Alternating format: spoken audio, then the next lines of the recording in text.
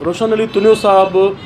सिंधी कहाणी जी जेका लड़ी आहे या जदीद सिंधी कहाणी जो जॾहिं असां ज़िक्र कयूं था त उन में मां साईं रोशन अली तुनियो साहब खे ख़ासि तौर ते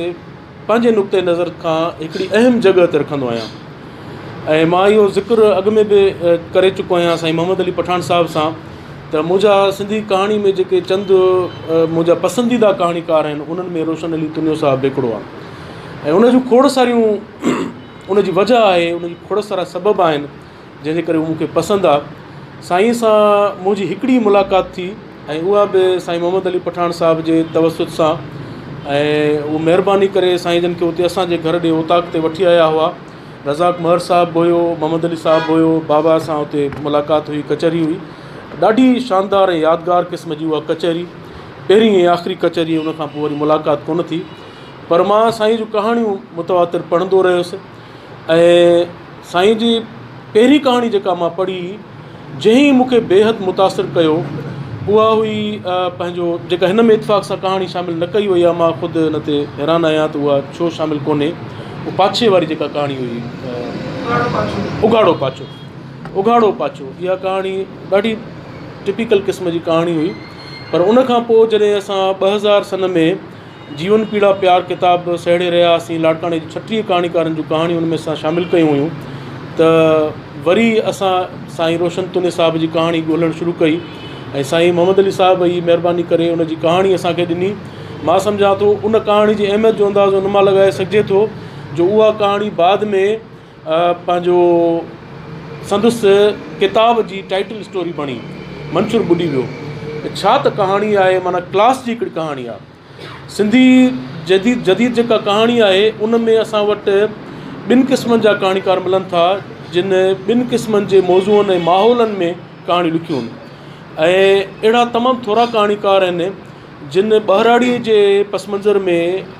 देहाती माहौल में कहाणियूं लिखियूं ऐं इन सतह जूं कहाणियूं लिखियूं। ऐं मूंखे तमामु घणी ख़ुशी थींदी आहे त जॾहिं उन ॿहिराड़ी जे पस मंज़र में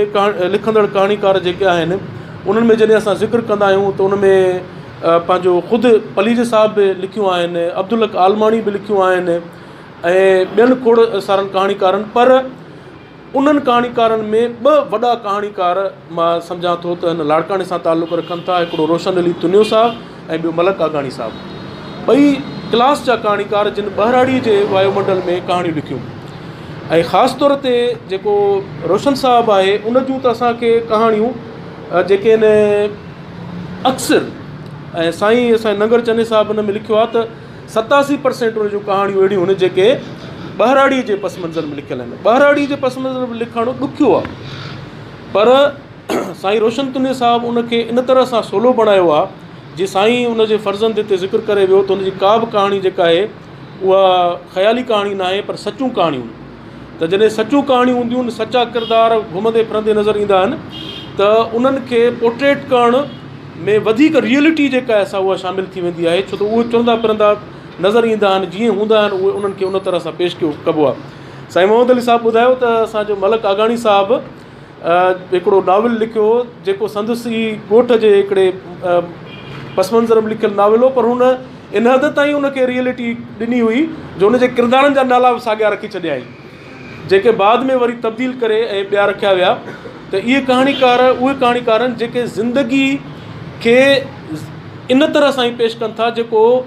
अदब जो बुनियादी डेफिनेशन बि आहे त अदब ज़िंदगी जो आईनो आहे। त हिननि जी कहाणी ज़िंदगीअ जो आईनो आहे। इहा हिकिड़ी कमाल जी ॻाल्हि आहे जेका असां वटि साईं रोशन तुनियो साहब जे कहाणियुनि में असांखे नज़र अचे थी पई। ऐं ॿहिराड़ी जे हवाले सां उन जूं तमामु हसीन कहाणियूं आहिनि, ख़ासि तौर जेके मूंखे तमामु घणियूं पसंदि आहिनि। ईअं नथा चऊं त ॿियूं सही न आहिनि, पर जेके मूंखे तमामु घणियूं पसंदि आहिनि हिन में शामिलु आहिनि मजमूए में, उनमें मंशूर डूब गई ऐं बमा अहलो अयाल ग़ाइब, उन खां पोइ दरवाज़ा खोल, उन खां पोइ बिखरा हुआ आदमी, ख़ुदकुशी ऐं इन क़िस्म जूं जेके इहे कहाणियूं आहिनि इहे क्लास जूं हिकिड़ियूं कहाणियूं आहिनि। ऐं मां सम्झां थो इन्हनि कहाणियुनि खे न रुॻो उर्दू में पर अंग्रेज़ीअ में बि तर्जुमो करणु खपे ताकी अंग्रेज़ी ॿोली पढ़ण वारा या इंटरनेशनल लेवल ते जेके फिक्शन जा नक़ाद आहिनि उहे ॾिसनि त सिंधी जा कहाणीकार कहिड़ी सतह ते लिखनि था। मज़ेदार ॻाल्हि इहा आहे त त साईं रोशन तुने साहब पंहिंजी ज़िंदगीअ में, शायदि मां ग़लति हुजां त करेक्ट कजो, पंहिंजी ज़िंदगी में कुल 20 कहाणियूं लिखियूं आहिनि ऐं जमाल अबड़े साहब पंहिंजी ज़िंदगी में कुल 17 कहाणियूं लिखियूं हुयूं। 17 कहाणियुनि ते शेख अयाज़ जमाल अबड़े साहब लाइ लिखियो हो त इसहाक़ बेबल जो किताबु आहे सुर्ख़ रिसाला, उनखे जॾहिं तर्जुमो कयो वियो दुनिया जी ॿियनि ॿोलियुनि में, अंग्रेज़ी में, उन में त उन सॼी दुनिया में मक़बूलियत माणी। ऐं अयाज़ जो ई चवणु हुयो त जेकॾहिं जमाल अबड़े जे इन्हनि 12 कहाणियूं, तॾहिं 12 हुअसि, इन्हनि 12 कहाणियुनि खे अंग्रेज़ीअ में तर्जुमो कजे त अंग्रेज़ी वारा झूमी पवंदा त अहिड़ो कहाणीकार दुनिया जी कहिड़ी कुंड में वेठो आहे। त मां सम्झां थो त साईं रोशन अली तुने साहब जे इन्हनि कहाणियुनि खे बि उर्दू सां गॾोगॾु अंग्रेज़ीअ में बि तर्जुमो करे सघिजे थो ऐं असां पेश करे सघूं था त अहिड़ा असां वटि कहाणीकार सिंध जा आहिनि जिन थोरो लिखियो आहे पर कमाल जो लिखियो आहे। इहे 2-4 ॻाल्हियूं साईं जे हवाले, साईं जे कहाणियुनि जे हवाले सां हाणे अचूं था, छो त अॼोकी हिन निशस्त जो हिकिड़ो ख़ासि मक़सदु इहो बि आहे त न रुॻो असां साईं रोशन तुने साहब जी कहाणियुनि जो तज़ियो कयूं ऐं तनक़ीद कयूं, पर हुन सां गॾोगॾु छो त हीउ तर्जुमो थी आयो आहे किताबु, त हक़ु थिए थो पियो असांजे इन दोस्त मुतरजम जो जेको ख़ुदि सिंधी ॿोलीअ जो तमामु बर्जिस्तो नालो आहे, तख़लीक़कार बि आहे, मुतरजम बि आहे, घणियुनि ख़ूबियुनि जो मालिक। ऐं मां त नंगर साहब खे चवंदो आहियां त अणथक हिकिड़ो लेखक आहे जेको मुसलसिल लिखंदो रहे थो, कलम जो पूरो कंदो रहे थो। ऐं मां नंगर साहब सभ खां पहिरियां तव्हांखे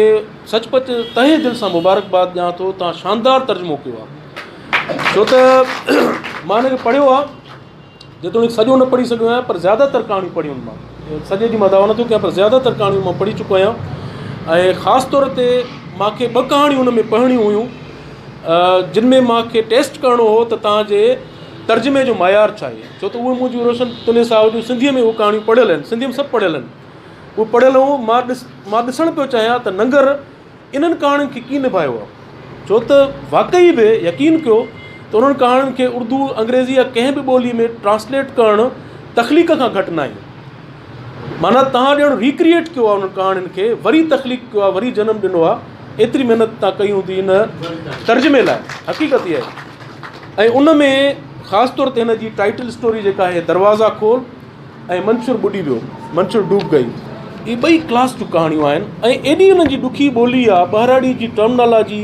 उहा टिपिकल इस्तिलाह साज़ी, उहे उन्हनि खे तव्हां जॾहिं ख़ूबसूरत अंदाज़ में तर्जुमो कयो आहे, यकीन ॼाणो जेकॾहिं कंहिंखे ख़बर न हुजे त नंगर चनो सिंधी लेखक आहे त उहो यकीन न कंदो त हीउ सिंधी लेखक आहे, छो त हीउ हिन तर्जुमे जी ॿोली एॾी पुख़्तगीअ वारी आहे